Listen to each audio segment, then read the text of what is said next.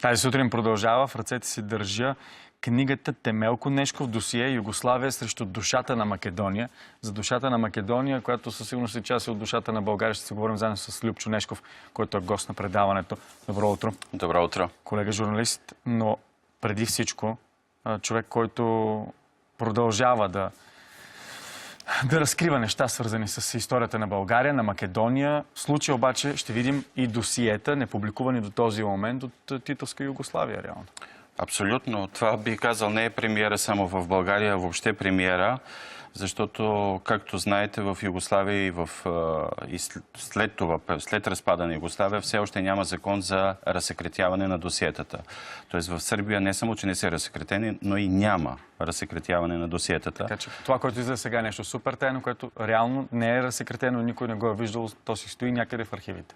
Абсолютно. Това, което е оцеляло, това, което не е унищожено, и всеки, който прочете книгата, ще разбере, че наистина е уникално, защото няма следи от фломастър. Тоест всичко, каквото е писано, каквото е останало, е видимо. Имената, агентите, методите, жестокостите, всичко, което се е случвало от 1947 година, когато е създадено досието на баща ми, до 1992 година. Става дума за твоя баща, отново нека да кажем, за лежането по политически затвори в лагерите, в които е бил. Колко време е бил политически затворник реално?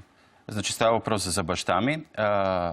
Той е излежал 12 години в различни лагери на Титовия режим, в Босна, в Сърбия, в Македония най-много, разбира се.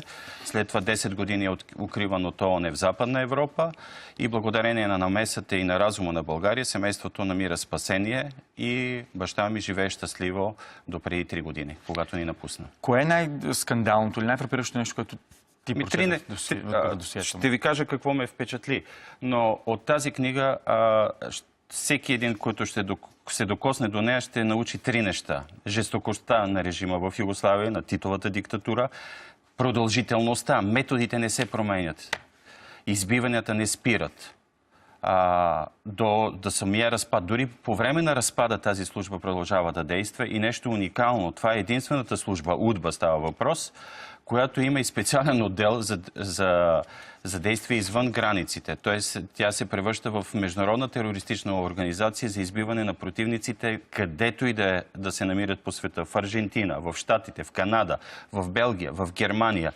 Никой не знае точната цифра на избитите противници на режима на Тито в Западна Европа. И пак тук искам да подчертая, благодарение на България тази книга вижда белия свят, но благодарение на България баща ми оцелява и семейството ни е живо и здраво. Имало ли, усещал ли, че го преследват или, например, че го следят дори когато се е спасил в чужбина? Значи, знаете, колега Хикимян, ние винаги сме смятали, че това е част от ежедневието, част от живота ни. Не в Югославия, слава Богу, бивша Югославия, но и в Белгия. Но това, което се намира, това, което прочетохме в документите, минава всякаква човешка фантазия за разврат политически, полицейски. В един от доносите на един от агентите, Майка, това е една жена от собственик на ресторант в центъра на Белград, чуйте какво пише тя. И колеги, искам върху патроните за Темелко Нешков да пише ЙНА, Югославска народна армия. И знаете от кога е този донос? От 1982 година. 1982 година. Тоест, за да си аргументирам за това нещо, да не се приеме, че това е единичен случай, просто се решили, набелязали се Темелко Нешков, ще ликвидират него, семейството му, ще ги преследват и така нататък. Ще кажа 3 неща от последния месец. В началото на месец ноември на границата между Словения и Хърватия беше открит поредният масов гроб. Худа яма. През 1945 година там живи са циментирани. Чувате ли? Циментирани. 3000 души. Част от тях в устите им все още има бетон, защото те са се опитвали да разбият вратата, стената, с която са били бетонирани. Това е едно от нещата. Само преди 3 дни излезе официална информация, че само за първите 2 години, по официални данни, но това не са окончателни, Титовия режим е избил 200 000 души. 200 000 души са избити само през първите 2 години. Може да настръхнеш от жестокостите, които са се случвали тогава, от броя, мащаба? ако се върнем в Македония, където този режим е бил най-жесток, през 1963 година властите официално признават, в официален документ, разкрит преди един месец, че в Македония са били следени 136 хиляди души. 136 хиляди души за едно население по това време 1 милион и 100 хиляди, 1 милион и 200 хиляди, като подчертавам, там почти няма етнически албанци. Значи какво се случва? То няма семейство, няма човек, Който да не е засегнат. който да не е засегнат. Какво прави това? 10% реално. Според мен е много над 10%. Много над 10%. И ще ви кажа, за да разберете жестокостта. Един от хората, който прибираше баща ми, арестуваше го, нахлуваше в къщата ни без да почука, без да позвани, Иван Бабанов. След това стана Бабановски, а в момента е Бабановски. Той е един от лидерите в момента на така наречената левица в Македония. Пише се разузнавач и така нататък. Преди 2 седмици, знаете ли какво направи този човек? Този човек нахлува в редакцията на един вестник, така както си работи, както ние в момента си говорим с вас, и каза на един от журналистите, който разкри жестокостите му и поведението, и каза: след 11 декември, т.е. след 3 дни, когато са изборите в Македония, ще те намерим в депото за отпадъци край Скопие. Вие си направете сметката какво е правил този човек, който като влизаше в къща... Аз бях малък тогава, 10-12 години, но не ли знаете, когато живеете в такава среда, 12 години изведнъж става 20 години. Как влизаше в къщата ни и искаше да покаже не въздуха, не живота, всичко зависи от него. И голямо удоволствие ми беше, понеже баща ми беше едър, такъв здрав мъж, да го вкарва в едно фичо. Имаше едни, като тук мисля, че в България са били запорожеци, едни малки кутийки, нали? И да го бутат, и по 2-3 да го тикат вътре. Ето, това не е, знаете ли, това не е държавна сигурност, това е менталитет. Да се унищожи не всяка идея, да се унищожават семейства, да влизат вътре, да ги размазват. Всичко зародиш. За размазване тотално, което продължава явно и днес. Но той лично му казва: Темелко, виж, няма да се разбираме с теб. И ще ви кажа една реплика от затвора, която ме потресе, което е в доносите. Казва: виж, ясно е, но идвай тук, псувай Тито, казвай каквото искаш, разказвай вицове, но не дей навън. И в крайна сметка казва: това няма да има край, защото твоите деца ще продължат. Това е единственото нещо, което е познал този човек. Защото Югославия няма, Македония е независима. Да, не тази, за която баща ми е мечтал и живял и се е борил. То никога мечтите не стават реалност на секундата, нали? Но... Не само да смажеш семейство, хора, идеи, но да смажеш и това българско самосъзнание. Абсолютно. Вижте, тук е момента, аз бих призовал и определен кръг, особено политиците, да прочитат това нещо, защото част от тях все още живеят с легендата за Югославия, разбирате, за някаква по-различна. Да, тя беше по-различна в жестокостта, подчертавам, в продължителността на това избиване, и българският народ страда и в момента, независимо къде се намира. Дали се намира във Варна, в Бургас или някъде в Охрид или някъде в Бостън. Ще ви кажа какво ще каже тази вечер декана на Бостънския университет по повод на тази книга.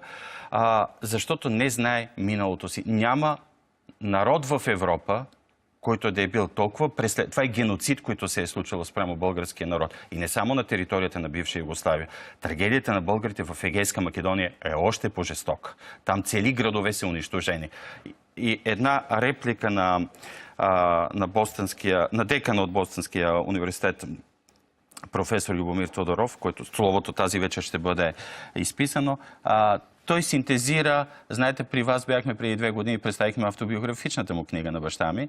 И той каза: като четеш автобиографията, от една страна виждаш един човек, който пише с мисълта, че неговите разкази ще достигнат до максимален брой хора, ще разберат за страданията, за жертвите. А от другата страна, сега като четеш досието, разбираш, че там, в тази тъмна стая на зловещата удба, пишат едни хора, избиват едни хора с дълбокото си убеждение, че това никога няма да се разбере от никой.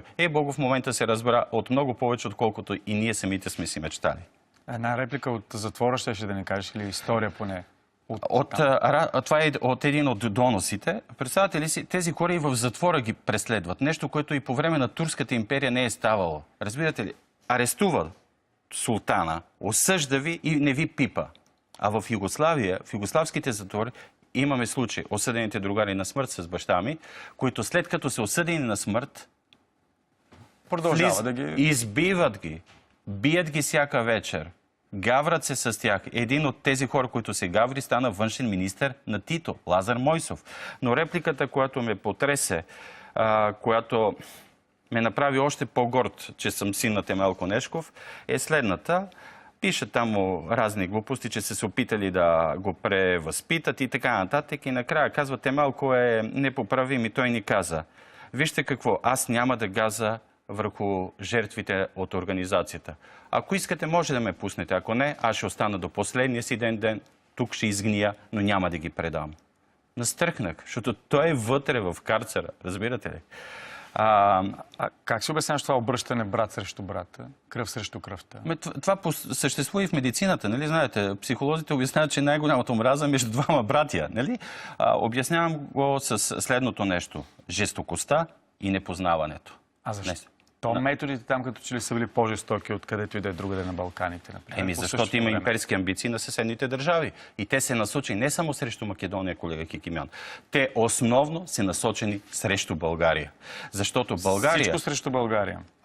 Вижте, ние като казваме, че това е България, нали? Че там е историческото и културното наследство на България, като то се унищожава срещу кого е? Не е срещу Албания, нали? Не е срещу Гърция. Какво е струвало на тези хора да се наричат българи по това време? За много края на живота. За много съсипия на личен, на семейен живот. Но те са продължавали да се наричат българи. Както виждате, не съм се променил. И като отивам, пак си го казвам това нещо. Душата на Македония жива ли е? Повече от всякога. Ама на българска Македония или на съвременна Македония? Значи, вижте, българският дух в момента... И само едно нещо ще ви кажа. Благодарение на този дух, тази книга в момента е във вашите ръце. Вие преценете на какво се дължи, и докъде е духа, и какъв е този дух, и защо семейство Нешков е получило това досие. Благодаря много за това участие. До вечера представенето в телефонната палата от 18 часа. Ще има много изненади. Благодаря. Изненадите предстоят. Тази сутрин продължава след минути.